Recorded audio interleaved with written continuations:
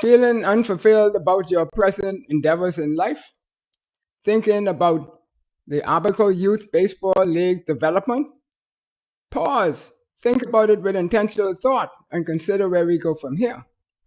Stay tuned and hear what Troy Deanza Feaste got to say about how talking sports inspired him to make that leap of faith so that no child would be left behind. Join our co-sponsors, Domdev Enterprises and Paget Investments, and our friends at Something to Think About. Let us know where you are in the world. Say something, shout out. Share that we are all going to be live right now. And we'll be right back. Something to Think About with Dale Happy Knowles.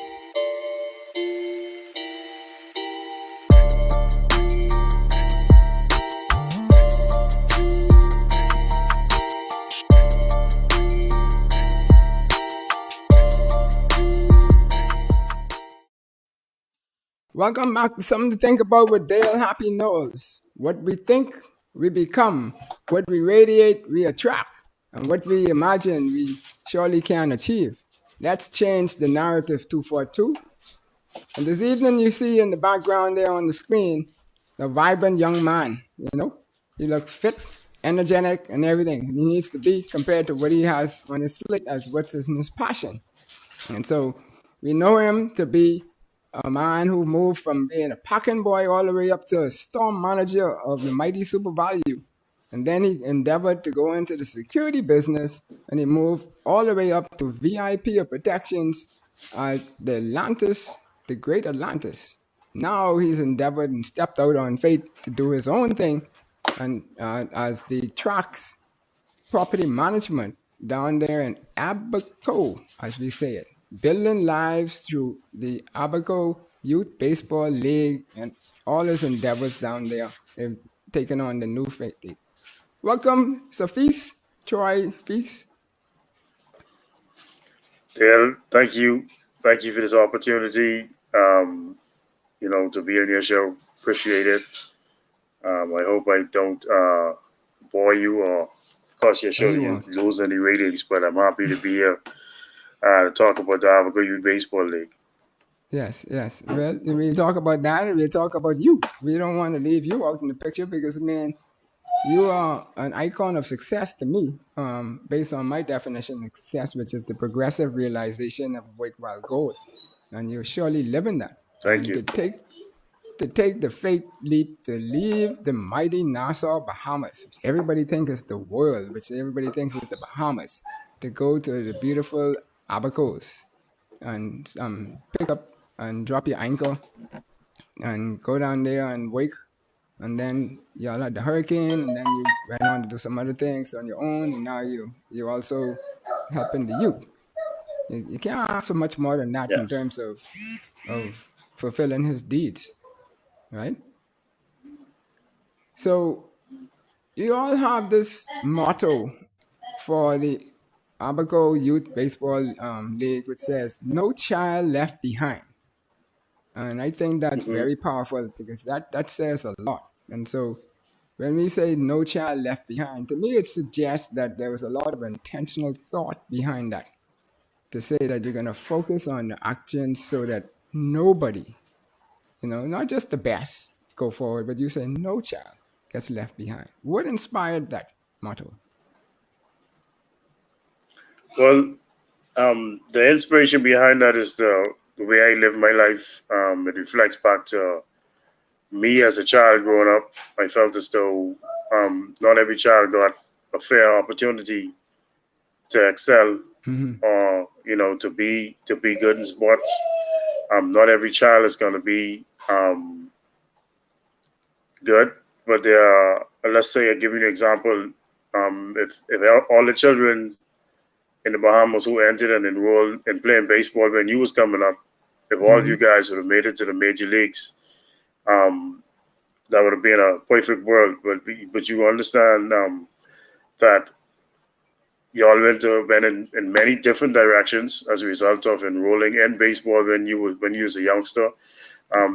Those who didn't go to the major leagues or didn't go to that higher level, probably became doctors and lawyers and entered all facets of society. And I'm sure enrolling into baseball would have played a significant role in that.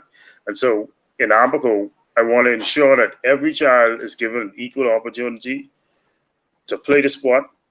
Either if you're a boy from 4 years old up to 18 years old, and even beyond that, because if you enroll from 4 years old and you get to 18 years old, you will continue to play the sport if there's a senior league program for you to be a part of.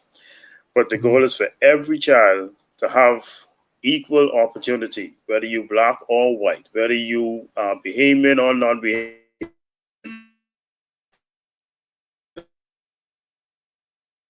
Yeah. Then the internet bounced out a bit. Yeah. So yeah. what? The the, Go the, ahead. purpose, the purpose of it is to ensure that every child get that equal opportunity um, to play the sport and to benefit from all of the things associated with playing sports, the disciplines, um, and all that. So that's one of the things that I would like to see happen in the Abaco Youth Baseball League. Every child given an opportunity, and not just in baseball, because Dale, I'll tell you that my initial thoughts when I started to plan and put my plan on paper was really to attract all sports. And the Mm-hmm. reason why I paused a bit on that ambition and went towards baseball because we have baseball programs throughout the Bahamas that the kids in Abaco can be a part of. If we have a competitive Abaco Youth Baseball League over here, where kids in Mm-hmm. every settlement competing against each other every year, and then we select an all-star team to represent Abaco to go to an all-star, go to the nationals or any baseball tournament, whether it's in Nassau, Freeport, or the United States, that we would be competitive and we would be on level and on par with Nassau and those Mm-hmm. other youth programs. Yeah. Cool. And so, as you mentioned that, talking about when we started from early, for me, I started at the age of 5, well, 4 really, but I really got on the field at 5, and so forth. And I was playing with people 3, 4, maybe 5 years older than me on the most part until I got into the competitive part in the little league, and then it dropped down a little bit into, my space. But part of the problem for me was that my father wasn't in my house, so my mom wanted to make sure we were around people who could be father figures to myself and my brother, and the like, and so that played a major role along the way for me in terms of helping me develop. I mean, we always had father figures outside of baseball also, but baseball, that there was many father figures there. So if one was tired one day, somebody else was picking up the slack. And the power of sports Yeah, in that is huge. And I think we miss that as parents in a big way. Even esports these days, but that's a different type of activity itself. And so, yeah. as you mentioned that Lauren McDonald asked the question a couple minutes ago as to if it's only baseball or what's happening for the girls. Um, does the program include girls? We got girls enrolled in softball, and I'll tell Mm-hmm. you to date we have a junior softball team, a junior girls softball team, and a senior girls softball team, and these girls are 12 and under the junior and like 16 and under for the senior girls.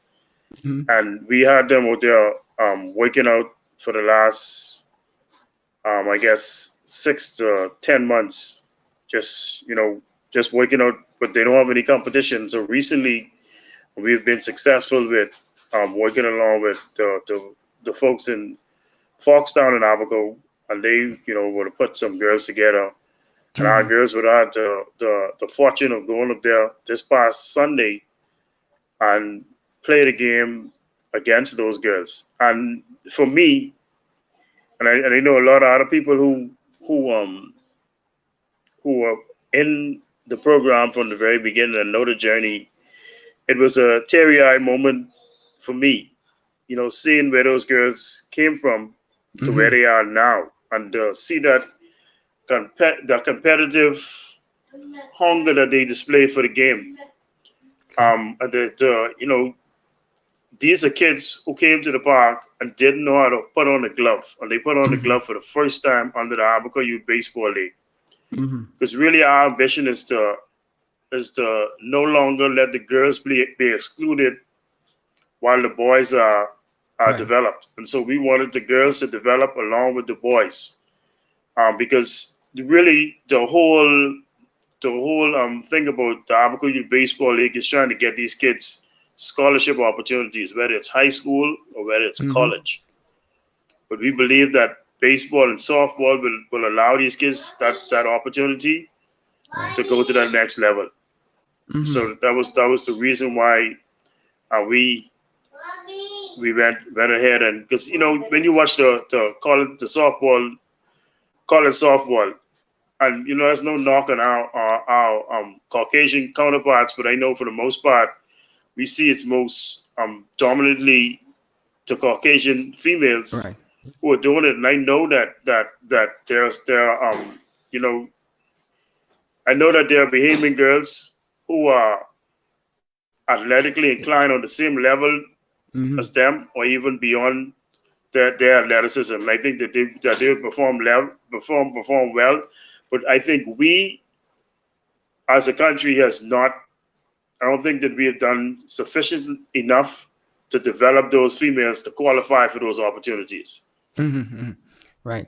And that's very much true, because all through my whole career, that's what was been found to be the case. Because people always tell me, well, I don't have the physical talent, athletic talent as my peers or and the like. But like I said, most of the time I was playing with people older than me. But then it come down to the mental talent or the skills to be able to feel and throw accurately and stuff like that. That that's something that you have to train yourself to do, and that takes discipline. And a lot of time, either we don't have the time to develop discipline, or we just don't have the focus to develop the discipline. And I think that's where we might fall short. But before we go too far into the children, though, what about you? You still fit and everything, and so I know you were an athlete, and so forth, and a multi-sport athlete. So tell us a little bit about your experience and why sports is good for you. Well, all my life, I've benefited from my adolescent years of playing sports. It kept me in physical shape. I think it kept me healthier. Basketball was merely the sport that I gravitated to. I never went to the level of, let's say, I'm playing night league or making a national team or anything like that. But in the community, I was very athletically inclined. I could play the sports, but coming from a home where you have parents who don't necessarily push you towards participating in sports. And I give you this is a true story. My mother was the type of mother.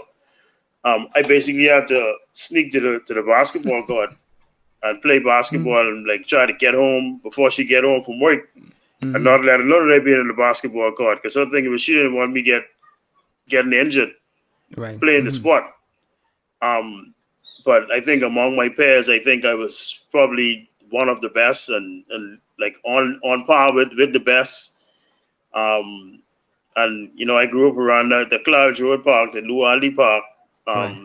Played a lot of basketball games there. We went to different parks like Nassau Village and other places. And some summers we did the Michael Thompson camp and other camp like that. You play recreational in school, but if you have parents who don't know and understand the benefits of sports and how valuable it is to a child's future, then you could probably find yourself in the predicament that I was in. But I've always believed in sports.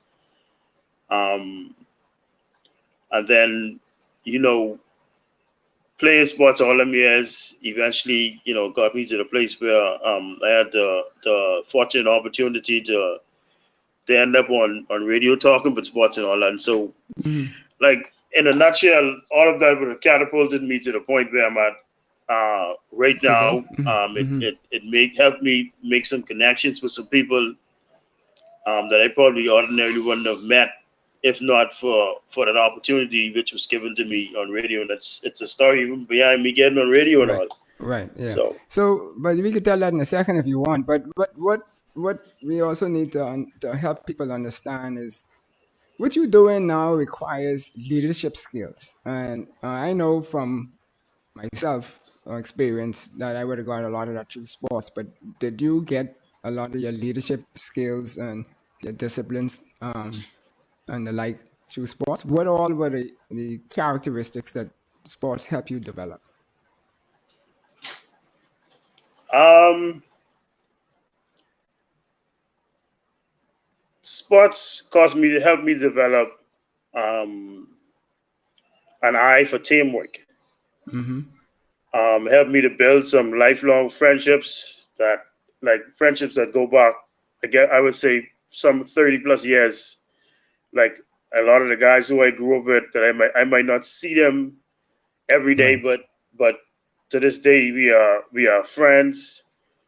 Um, my leadership ability, I guess, I've always had that leadership ability, but to take on something of this magnitude, sometimes I sit back and I am like I got myself in shock because really doing this league is it's a learning experience for myself, for Mm-hmm. me. To pull a to take to build a program like this out of the ground and then see it come to fruition and see some of the visions and ideas that I had, just basically come into light. Um, like words cannot express sometimes how Mm-hmm. emotional I get for bringing it to this part because it's easy to go and join up at a Freedom Farm or a JBLN, but to say you're going to take a program from all of the pointing it out of the ground, Right. water, planting a seed, watering it and nurturing it and watching it grow. Because the kids in the Abaco Youth Baseball League, I tell them all the time, it's a process, and you ain't there. Like I gotta constantly remind the kids that you ain't there, because like even a month into the program, kids believe that they were ready for a game, and I'm like, Right. you're not ready for a game yet. It's a Mm-hmm. process, and so I remember one part of it, like maybe 6 months in, the little boys were eager for a game, and so we organized a game for them. We put them against some boys who were more superior than them, and we let them play it. Mm-hmm. And I wanted them to get beat up on. Mm-hmm. So the lessons that they could get from being beat up on, I would know who would stick around and stay Right. and come back and learn. And so we went through that process. They were annihilated, but these kids were back on the field the following day, practicing. Mm-hmm. Even if Mm-hmm. we in there, they practicing. So I believe that I was born with the leadership capabilities. And so the Abaco Youth Baseball League, in my experience with doing this, um, I guess, what is the word that I'm looking for? I'm experiencing the manifestation of my leadership Mm-hmm. through dealing with this program, and dealing with Mm. these kids. And I try to treat these kids how I treat my own, you know, personal kids, my own biological kids. I treat these kids on the same level because I believe that the same way I want parents to, adults to treat my kids is the way I try to Right. treat these kids. Mm-hmm. Like all the best for them and all that. Yeah. But I had a coach who would say that people follow people, and I would suggest to you that the children came back on the field because of you, and they could read your vibe, read your energy, read that you have um, their best interest at heart. So they latch on to people who they feel they could trust is not going to lead them astray and trying to help them to become better. And that's what leadership was all about, and I think that's big, and you should be tip all of my hat. If I had hair, I might tip my hair, but I can't do that. But you know, so Thank you.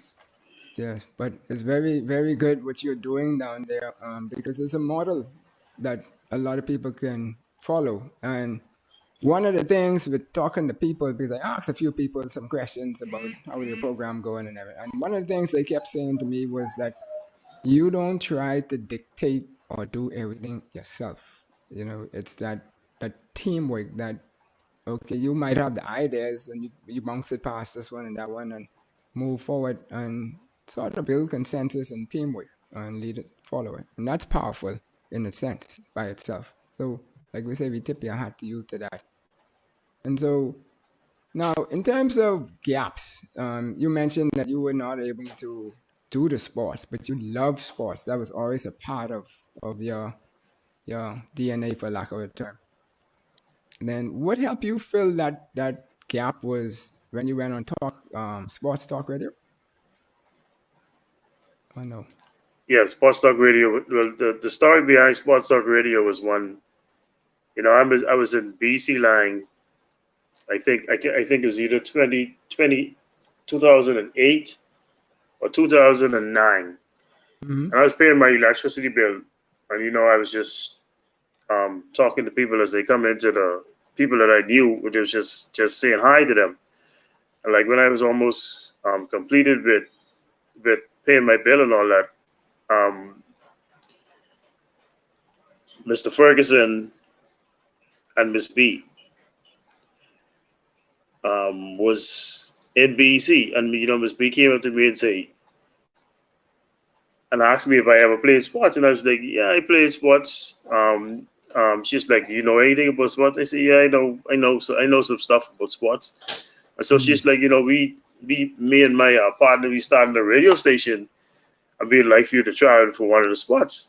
Mm-hmm. And I thought nothing about it, and I just like in my mind, just dismissive in my mind about the whole idea of me being on radio talking about sports. So I was like, we exchanged numbers, and I gave her my number and all that.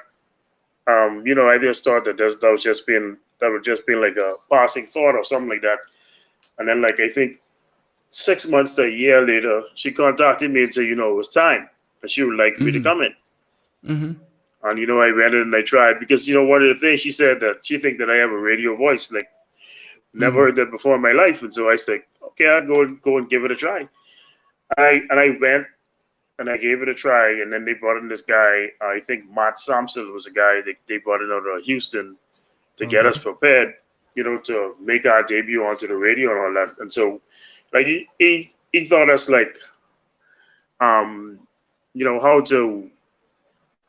how to not have so much dead air on air, Right. and Mm-hmm. how to continuously speak, because when you're on radio you got to continuously speak and not let the audience hear no dead air in between, and you Mm-hmm. can't be boring and all that. You got to make it a little hype. And so we went through all that process, and so um eventually they made their selections and all that, and I was a part of the selection team, and my show was called The Last Shot, which is come on Okay. every morning 10 a.m. to 1 p.m. Mm-hmm. And I knew a lot about international sports, but I cared more about the development of our sports locally and the Mm-hmm. stuff that what we were not doing to make sports better in the country. And so one of the things that would always say, and that I still believe to this day, that sports is the antidote to crime and social ills. And I don't think that we do a good job as a country trying to use sports as that vehicle to put a dent in crime. Mm-hmm. And so my show was 10 a.m. to 1 p.m. And so I developed this nickname because at the time, I guess because feast rhymes with beast, rhymes with feast, um, Matt said, you're going to be known as Feast the Beast. Mm-hmm. And so that name, Feast the Beast, carried on, over the time period that I was on the radio talking about sports and all that. But I think, for me, I have a vast knowledge of international sports, and I feel as though what I do not know, I can go on the internet and I can find out for Mm-hmm. myself. But I really, really care more about our local sports, our youth development, and our sport development as a country, and the things that I think that we were lacking that is stopping us from going to the next level. For example, you being a great baseball player, that I hear the stories about you and how good a baseball player you is. Like I can't readily go to a website on a local website and pick up and put in Dale Happy Knowles and see Mm-hmm. all of your numbers and the numbers what you had when you started, your best career stats Right. locally. Like Okay. nobody Mm-hmm. can do that, and so and one of the things that I always would push for from the Ministry of Youth Sports and Culture standpoint. Like I always ask this question: why isn't there a website at the Ministry of Youth Sports and Culture Mm-hmm. that is connected to every single island, where you're able to identify every single child who's involved with sports, whatever Right. discipline they play? And I know it's a humongous undertaking, but it's something that we would need to take sports to another level. And you don't want to get me started on No. the Yeah. National Yeah. Sports Developmental Plan, because when Right. I Right. mention National Sports Developmental Plan, I talk about these guys basically Mm-hmm. will take me and deport me out of the Bahamas Yeah.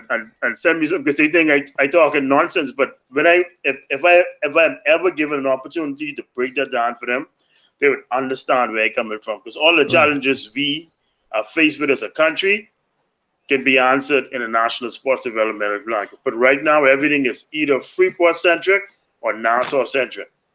Yeah, no, I am 100% behind you on that, or side of you on that, because that is something that, and I think a number of us in the sports group would have been pushing for stuff like that over the years, but maybe we just need to find a way to collaborate.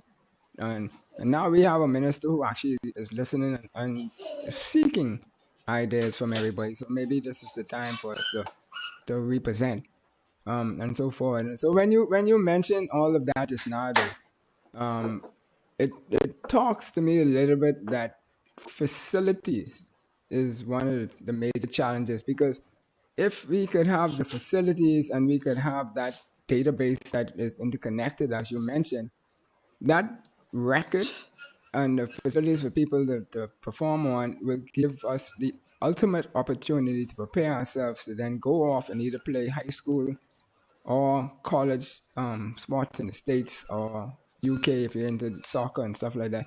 Wherever it is. But like you say, that was the challenge when they came to me when it was time for me to go to school. My people were pushing me to go to Florida. My mom was like, "No, you're not paying attention to school. You're not going to Florida. I don't care what these people are offering you. You're not going," and stuff. But when I did go, didn't have a track record that I could put on the table other than my play in Florida when I went to Florida in summers to play with some of those people. And I think that hampered a lot of people in our society, a lot of youth, and particularly those, I don't like that term inner city, but those from areas where they might not have the other opportunities as much as some other persons, that they rely heavily on that skills that they have in order to get education and stuff through those means. And I think what you're doing is clutch, because it's gonna all come around. And if the people in Abaco can support you on what you are doing there now, like how they supported JBLN and Freedom Farm, then that's another cornerstone that's gonna be built, and you're gonna go and do some significant things. And thank you for the I don't know what you call it, accolades or greetings for my skills on the field, but that's a long time ago.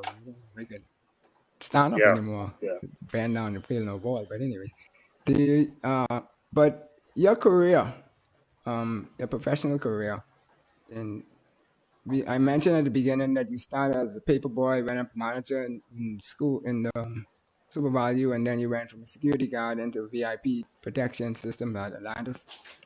Um, that that required a lot of competence and expertise. And so I don't know how much of that was general academics and how much of that you developed as a result of sports. Because, see, it's easy for us to sit and say a Jazz Chisholm or Buddy Hield or John Coyle, Mm-hmm. etc., and say, people will look at them and say they're supernatural athletes and they succeed, so they're supposed to succeed. But the average athlete like myself and you and stuff, people don't expect you to do what you did because sports taught us some things. So what were some of the things that it might have taught you to help you to make those elevations in the career? You know, as a young man, growing up, um,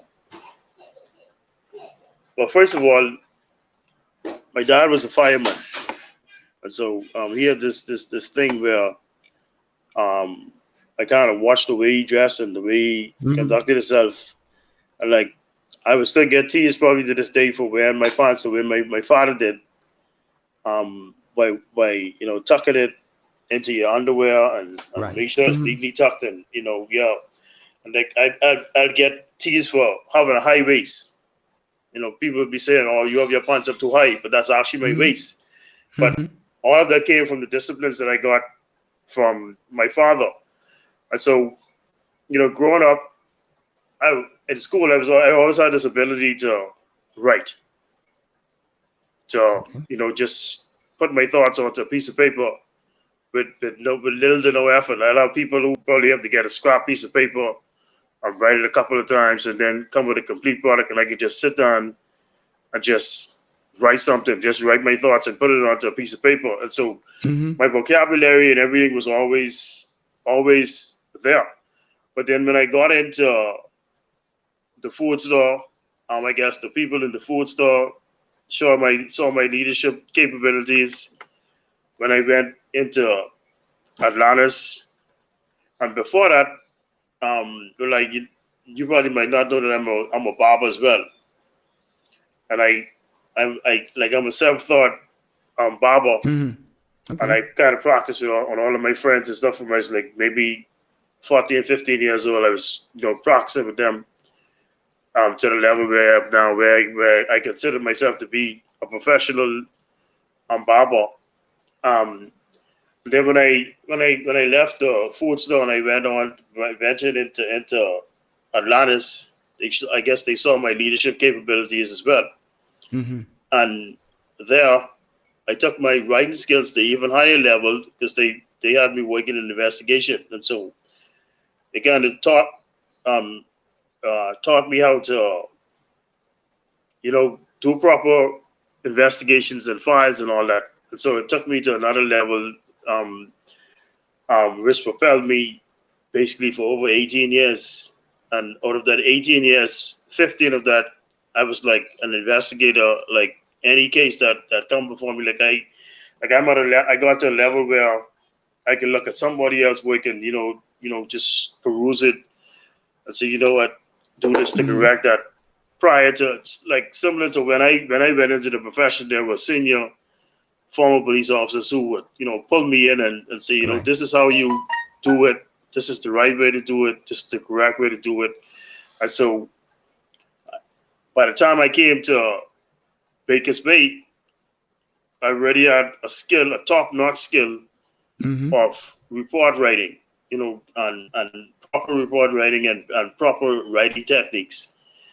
And so when I sat down with the ideas of the Abaco Youth Baseball League, my first approach to it, Dale, was to put it on paper because, like I criticize a lot of time our local federations and our local organizations who are involved with sports for not being business minded. You cannot be business minded if you do not have a plan, and we can't continue as a country operating in the absence of a plan.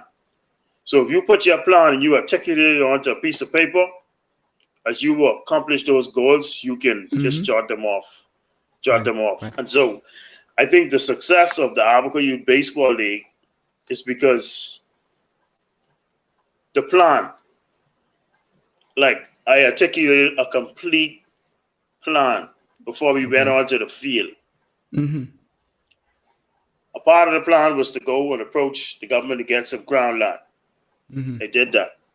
And I was turned away because they said, you know what, we're not giving any ground land at the time. So I said, okay, fine. Right. Mm-hmm. So the person of influence that I spoke with directed me to the softball field in Abaco and said, you know what, go ahead and start the program on the softball field in Abaco. It Right. have the similar dimensions Right. that you could use for the league. And so we did that. We went out there, the whole plan, started to execute, started to develop the children, creating the product.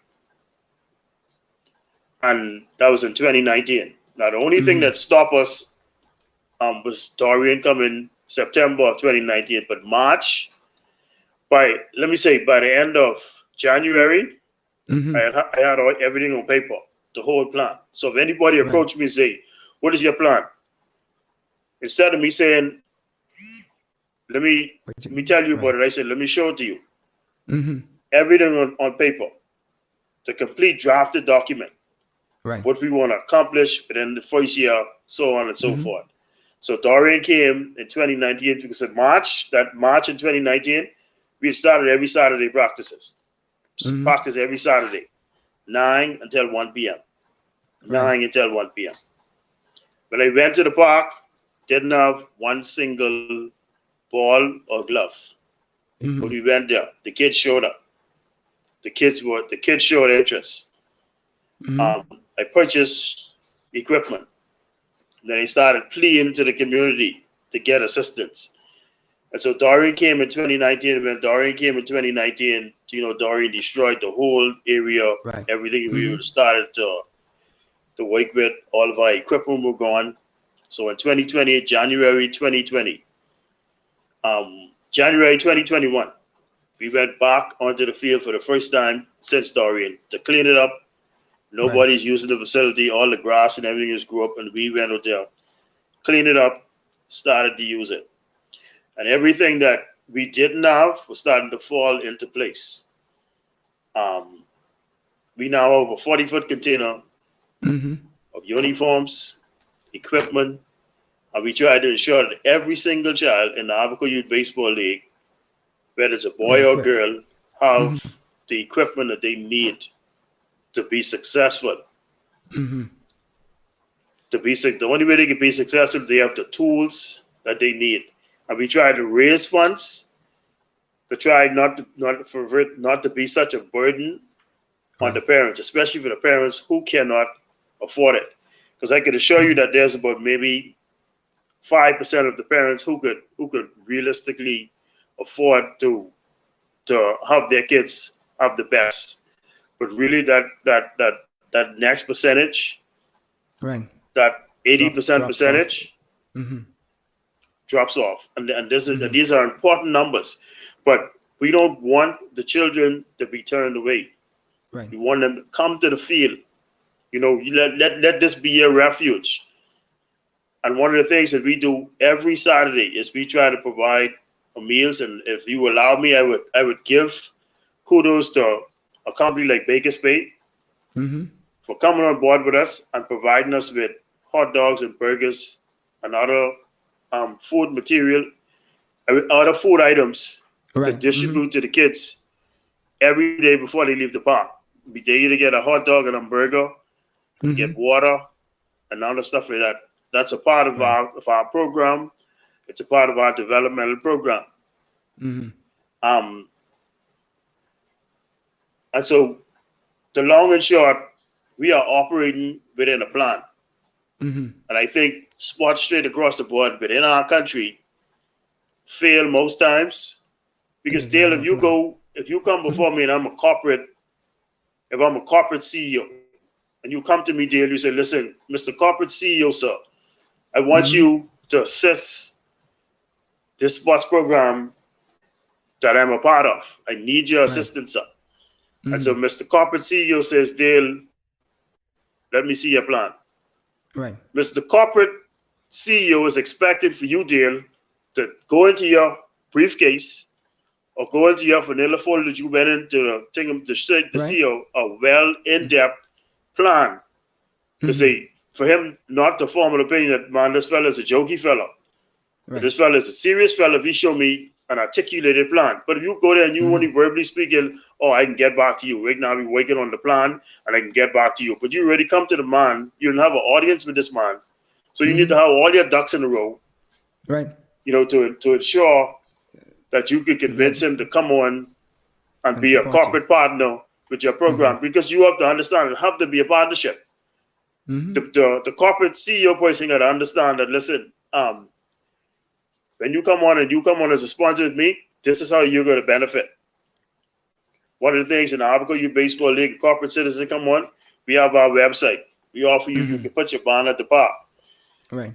We get into the place where now because right now we're in the process of organizing our official uniforms for the Abaco Youth Baseball League.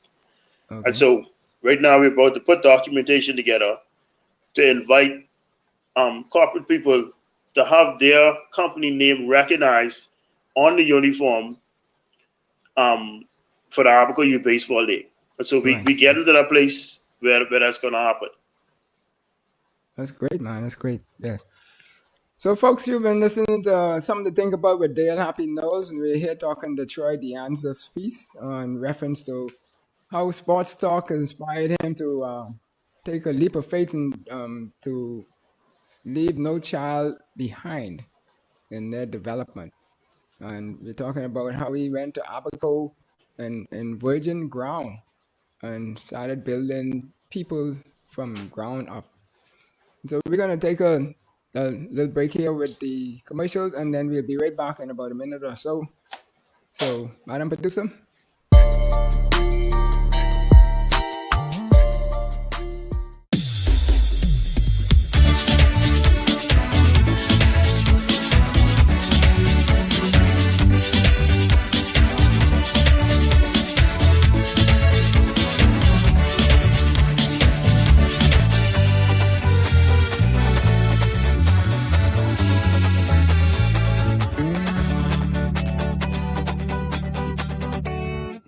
Sammy's Chicken.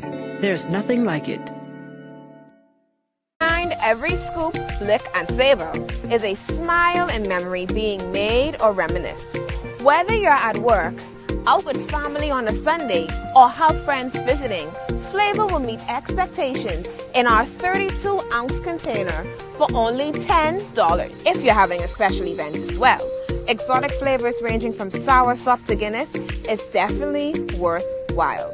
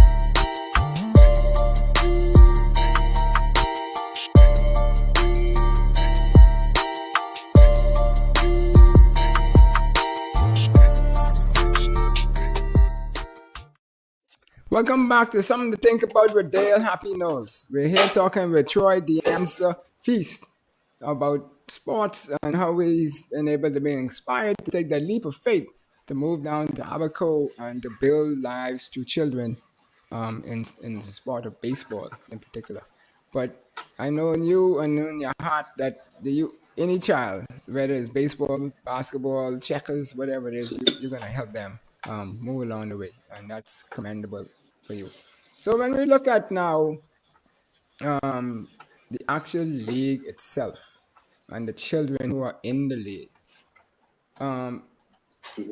You're talking about from 2019 after COVID and with COVID, and you all have about 60 odd children in the association in the league. Is that the Registered. correct number? Registered. Okay. All right. And so I Registered, imagine yes. They're some the of them ones have who are challenges. registered. Yeah. I think we Go ahead. 80%. You're breaking up. Mm-hmm. So, Yeah, yes, I think at the state we have about 80 kids registered, and our registration mm-hmm. that includes uniform and insurance. So we've been able to sit down with an insurance provider to you know ensure that all our kids who are registered Right. Mm-hmm. insured to, when they get on the field and so on. So we have about 80. Right. So in that, like, we're talking about ages between, you said 4 and 13, 14, Um, 4 years old up to 18. 18. Okay. But we have not been really focused on the younger ones, but we are putting a plan together now to have those younger ones between 4 and 10 years old. We want to give them Right. that special attention, and so we're working on the plan now to Mm-hmm. give them that special attention. And we trying to operate as close to the little league rules as we could, but Right. right now we develop the boys between 10 and 14 years old and between 15 and 18 at this point. Um, the ones in the 10 to 14, when we have to, we would put them in the right categories when they have to go to tournaments and different things like that. Right. Because, like you said earlier, you played with the older kids. We have a 13-year-old who is so good that we don't allow him to play with the little boys anymore. Mm-hmm. We put him with the bigger boys because he can play. He can really, really play. Right. So we kind of put him with the bigger boys just to develop him, to not to slow down his progression. Right. Right. Mm-hmm. Um, so like it's a lot. It's really, really a lot. Dale, doing a program like this is a lot that Mm-hmm. you discover. It's a lot that you got to be prepared for when it comes. We are at a point now where just the other day I spoke to a therapist, and she and I spoke for almost an hour, and she was like, she would like to come in and do some work with the kids, and I was like, um, I said, Mom, I think you need to come in and deal with not just the kids, the coaches too, the coaches and the parents, because it's a process for all of us. Right. You dealing with all these different personalities all the time, and you gotta Mm-hmm. you gotta develop these kids, but then at the same time you gotta make sure develop these kids with the mindset that these are kids, and you gotta Right. allow them to be kids, and they gotta be happy and inspired playing the game at the same time. They gotta make it have to be fun for them. Right. Right. So I told her, I said, you gotta do a seminar not just for the boys and the girls, but you gotta Mm-hmm. do it for the coaches as well, because the coaches, Mm-hmm. this is a learning experience for the coaches. Right. Right. This is something that is, Abaco is not blessed with coaches and former players that come out to the park and assist with the development of the issue. And that's a Right. different topic for another day, Yep. I right there. understood that very Getting well. Mm-hmm. getting people to come out to support their kids' development in a sport. Yeah. So I used to yeah, work to the telephone company, and I used to travel. I've been to just about every island in the Bahamas multiple times. Oh, well, not multiple, but plenty times. So a lot of times when for instance used to see me out there, and I would say I gotta dash back to try and catch a night league game or something like that, they would say, "Man, you could come and set this up out here for me." And this was like in the 80s, early 90s, right? So I understand what you're saying, yeah, in terms of who is out there, because when you try to have a meeting back then, there wasn't many who understood, and so that was a challenge. So my question to you was, this indeed great and good, was What has your experience been with the parents and the residents and supporters? Have they been supporting your program? Um, I would say yes. On the level where I would like for it to be, I'll say no. Mm-hmm. But for the most part, the kids who are part of it, like I go back to the same thing that I said earlier. Like this is something new for them. Right. This is something new for the parents, and so it's I think it's steps to getting parents to understand the values of what their Mm-hmm. kids are participating in. I Right. don't think most parents understand the level of where their kids can go as a result of playing a particular sport. Right. And they don't have to be the best particular athlete, but the opportunities in and around playing a sport could take them Mm-hmm. so far, could take them Right. to some heights that they could probably never imagine. Mm-hmm. Yep. And one Yep. of the things I act as a scout in plenty instances when I see children come there, Mm-hmm. and I see a child running a particular way or walking a particular way, I say this child is a natural gifted athlete, and so I'll reach out Right. to a track and field coach and say, listen, I think you need to take a look at this child, or look at a basketball coach and say, look, I think you should take a look at this child. Right. I Right. think this child would excel in track and field. They would excel in basketball. Based on what I could see Right. um, Then the through my natural eyes. movements. Mm-hmm. Right. Yeah. Yeah, the natural movements and all that. Yeah. But some of the parents is going to click with them when they see their children in the uniforms and Mhm. how they how do you say it? How they keep the uniforms neat, how they wear the uniforms, because they take pride in it once you have that, and especially if there's a facility that you're playing in and so forth. And then they can see that there's more value coming out of sports than just going there and getting tired and then coming home and maybe doing your homework and go to sleep kind of Yeah, thing. So it's not like a babysitter thing, but they would find that the children will start to advance the more they play yeah, in sports, and then they tend to. At least that's what happened. My mom would tell me that's what happened a lot for us when in the early the early days here in Nassau. When we didn't have facilities per se, we used to have to throw rock off the C.I. Gibson field um, to make a field hmm and so forth.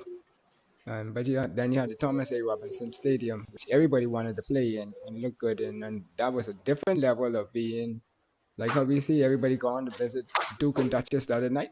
You go and get doll up and stuff. yeah, When you go to Thomas A. Robinson, everybody doll up. You polish your shoes, you get on the same socks, the right side, everything. Superstition kick in to galore. And that's the stuff that you want children to aspire to be able to do.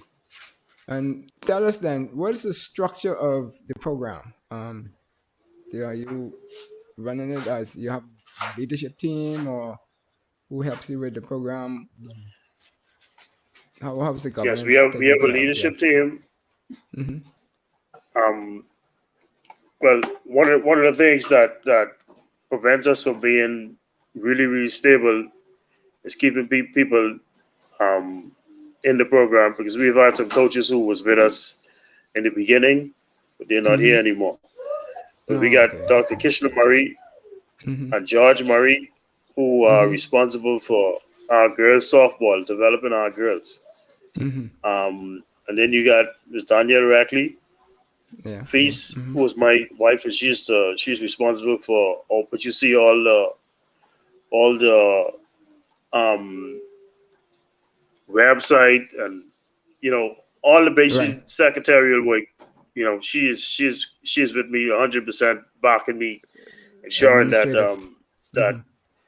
that administrative work is done. And Mm-hmm. then we got coaches like Shivago McKenzie, um, Anthony Thompson, Pedro Williams, Mm-hmm. just in there, Vogel Williams. You probably know Vogel Williams. Vogel Mm-hmm. Williams Mm-hmm. is a physical education legend in the country, Right. and as old as Vogel is, walking with a cane. Mm-hmm. This man is at the park more than able-bodied men. And I give him his kudos all the time. I appreciate him coming out there. For me, like I don't do too much of the coaching nowadays. Like I try to, go there because I'm basically trying to stretch our tentacles to all the different parts of Abaco. Just trying to get the vision into the air at as many people as I could. Giving them equipment, giving them uniforms just to get their programs out of the ground and assisting them as best I could, trying to encourage them, to get us to our overall goal of no child left behind, but every child playing baseball and softball in every settlement in Abaco. Cooperstown against Marshall, Marshall against Sandy Point against Spring City, Crossing Rock, Moores Island. Right now, we in talks with a guy out of Moores Island, and we're gonna start sending stuff to him to get kids over in Moores Island playing the sport. So you can basically call us trying to get. I wouldn't go to that point and be and say that we are a federation for baseball in Abaco, but if somebody wanna say that, I have no problem with it. But for me, I would do everything in my power to ensure that every child in Abaco have a baseball glove and a ball in their hand. Even if they play track, even the kids that come out the track, I go to them and I say, listen, you don't just have to focus on track and field. I say you might be a good baseball player, a good softball player. Right.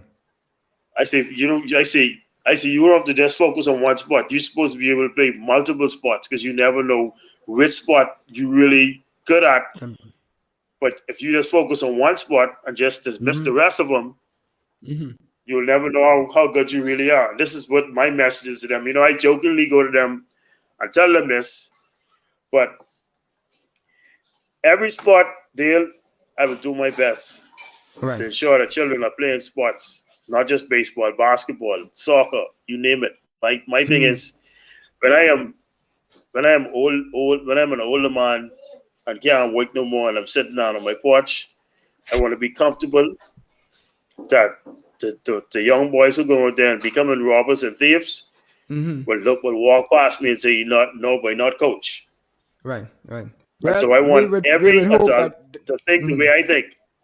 Yeah, we will hope to that think the way I think. If we have everybody thinking futuristically about how crime could affect these children in the future, we would do something now to prevent them from going down that road. Well, for me, it was the playing kept me from the crime. So when and so what we hope is that in your programs that there's enough children and want to be engaged in the program that they don't have time or energy to focus on crime. They just focus on trying to be better. I mean, we talked about skills. My mother used to get mad with me because I used to period my baseball bat and my clovers with me 24/7, one or two or both. I used to bathe my bat every morning. You had to bathe the bat. I couldn't bathe the glove because that's leather, but we have to build those dreams in people's minds. And so, what are some of the things that you all do as off the field to help children build their dreams? Well, off the field, we try to keep them encouraged and encourage them, to focus on. Well, first of all, we encourage them to study the past history of our local sports heroes who played the game of baseball. Right. Okay. And we encourage them to watch YouTube videos because in this day and age now, it's different than when you guys were coming up. I'm sure if YouTube was around back in your day, your parents would have been telling you, will have been running you off YouTube, watching those videos on how to get better at the game. So these kids have that at their disposal. Our YouTube was the Miami this Sports newspaper. Yeah, Miami and so and you had to wait for that. Exactly. and you had to wait for that. I think that was a weekly newspaper. Correct. And so now these kids have YouTube at their disposal. They have the World Wide Web at their disposal. So we try to encourage them to watch a lot of YouTube videos. We have taken them into the communities and given back into the communities like cleanup initiatives. They help clean up different areas of Abaco, let people see that they're not just playing the sport of baseball, but they're actually giving back to the community. We have one plan to tackle a roundabout in Abaco, and the purpose of it is for these kids to understand that you are part of this community, and you must, even if you go to the major leagues, that I want you to understand you must come back. You don't have to come back, but we hope that a light bulb will click off and say, let me come back and make a contribution to my community. So we want them to help build the community, and I believe if kids play a significant role in building the community, the likelihood of them destroying that community that they played a part in building decreases. Right. Very much. And so that's one of the things that we do. A part of this program, try to encourage them to give back to the community and let them understand that they are part of the community, and cause them to have more respect for the community and respect for the people in the community. Right. So when we I give you one example before you go to that point. The use of the N-word is something that is so deeply rooted in the vocabulary of our young people, and one of the things that we try to discourage them from using it, because we're trying to get them to understand that we won't break them habits now, because when we go to tournaments and when we go to play games at different locations, we need them to understand that you're not just representing yourself. You represent the Abaco Youth Baseball League, and by extension, you represent the people of Abaco, because people will judge you based on the way you conduct yourself and the way you carry yourself. And so, we also along the way in the program try to encourage them, to use different words, to refrain from using, kind of bad language, the N-word, and so on and stuff like that. No cursing is ever allowed. We allow them to play their music, but no cussing music, because really we're teaching them today for when we take them to tournaments that they don't embarrass us. I can identify a number of young men, and when they initially came into our program, had anger management issues. And Dale, if you see them today, Dale, it's like these fellas don't have no behavioral issues at all. Mannerly, respectful, and all they're interested in is learning the game of baseball, hungry for the game of baseball. It is something remarkable to see. Remarkable. That's awesome, man. That's real awesome. Feast, we wish you all the best and the like with that. And but tell us before we wrap up with what obstacles or what things would you like to see happen, either by government or corporate Bahamas or the community, to help the program go to the next level? To go to the next level, one of our, I think, immediate things that we need, you could never have enough equipment. I don't care if we could get 1,000 gloves come in today or tomorrow. And for some reason, when we get down to the last 10, we'd be like, oh, we running them gloves already? Because we give it out to the community. And even if a child comes and show up at the program one day, but they don't show up anymore, I feel good knowing that they have a glove, because I believe that if every child have a glove, you don't got to watch them. But I guarantee you, if you have a corner of 9 little boys that have a glove, them little boys can put a team together. And then next thing you know, you can see them competing with the next corner, and they competing in the game. And so the objective is to get them equipment and put it in their hands.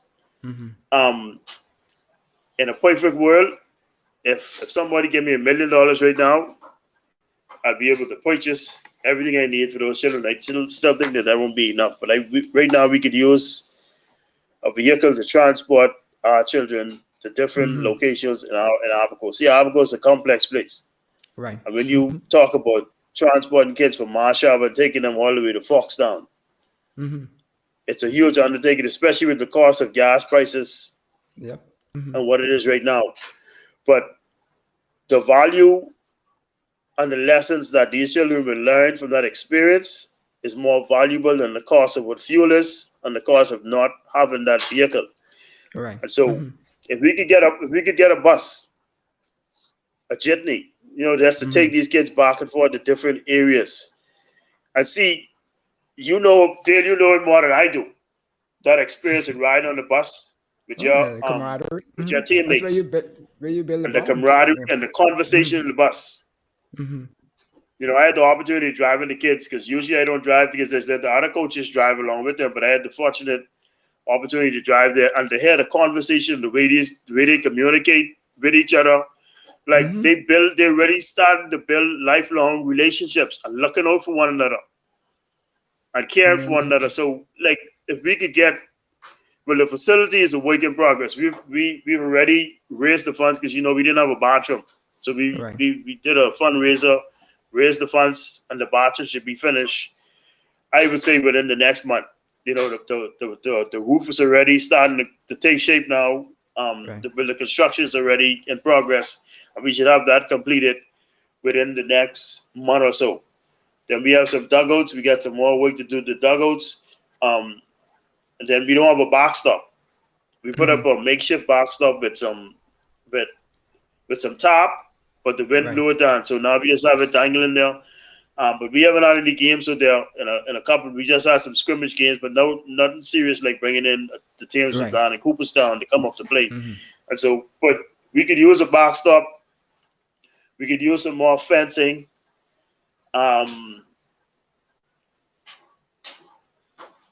We could use everything to make that facility better. So you see me most of the time. You see me posting stuff.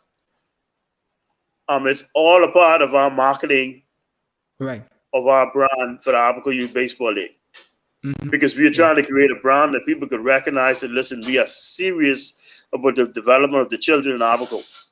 Right. And I invite anybody who wants to be a part of that. If somebody would be so gracious enough to donate us a jitney and have their company name on the jitney, on it, yeah. Or just put Abaco Youth Baseball League bus donated by so and so company.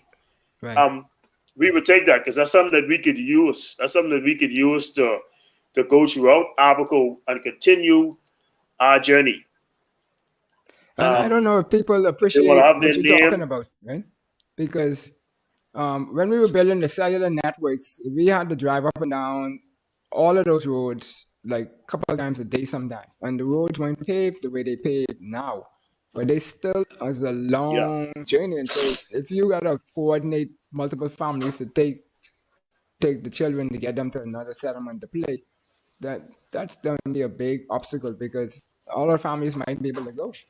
And so then the children can't go. Yeah. That's cool. All right.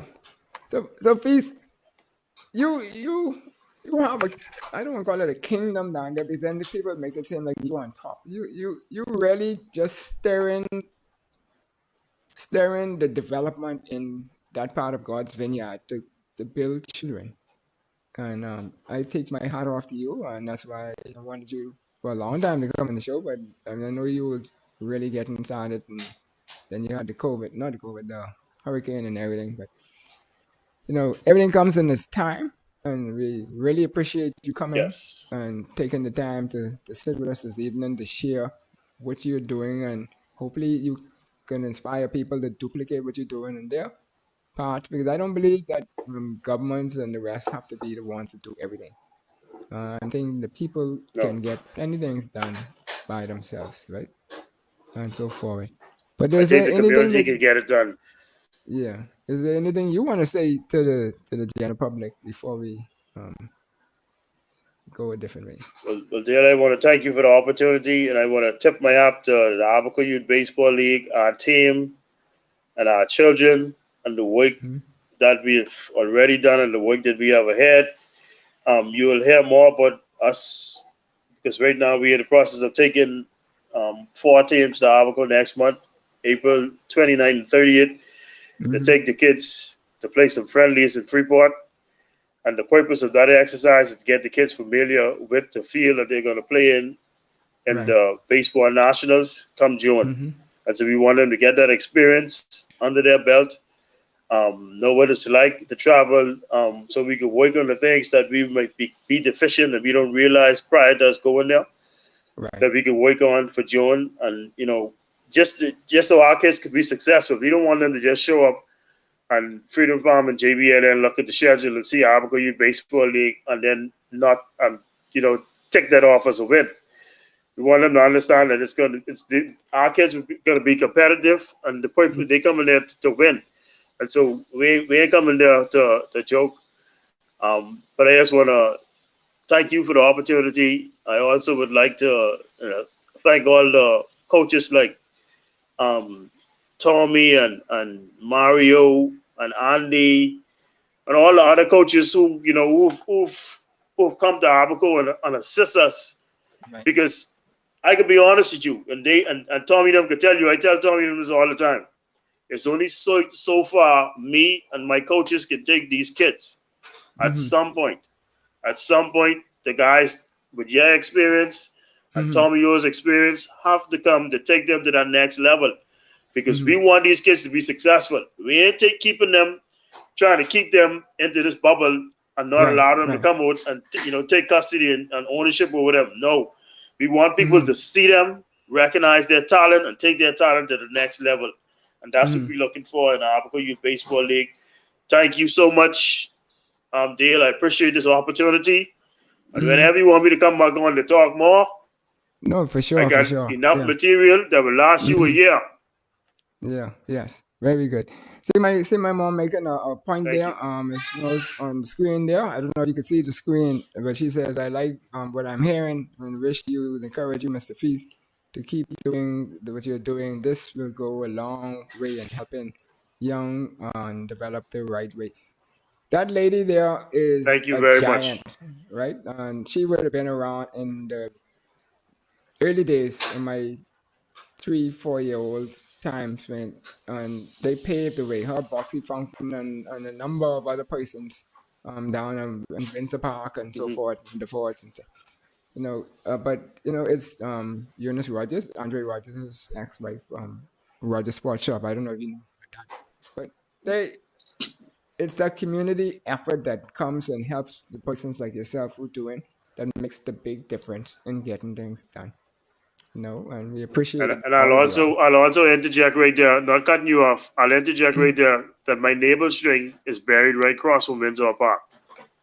Go on then. To Wilson Jack, Feast Alley. My navel string is buried right there. And so I grew up in that environment watching Mario Ford and the Ford family and watching everything that happens on the University of Wilford. So I am a product of the University of Wilford, that general area. That's great. Well, we'll get down there, and when I come down there, I was trying to come down there for this week for another event, and I could have looked you up there, but I won't be able to make that. But when I do come, I'm gonna look you up and see if I could come and do whatever I could do to assist and help you along the way. So forth. All right, we appreciate that. Appreciate whatever you could do. Yes, very much so. So thank you kindly. Thank everybody out there on social media. Hope you enjoyed the show. You were able to get value from this, and you see any reason that you do, please, if you can, support yourself, but people who can, get a hold of Mr. Feaste. Feaste, what's your contact down there that people should contact you at? 458-3309. And you can check out our website to ayblbahamas.com. AYBL Bahamas. Abaco Young. ayblbahamas.com. AYBL, yes. BahamasLeague.com. Awesome. Yeah, ayblbahamas.com. Yeah, we have all the people like Tommy, those who seem to have an endless supply of energy to get things done for people. But, we need more people to get involved and help, because that's the way we're going to change the narrative and change where our children's minds are going. so that they could do constructive things and productive things, and use it to benefit Yes. themselves, to be able to better empower themselves to get better opportunities and so forth. So thanks again, everybody out there in social media, Madam Producer.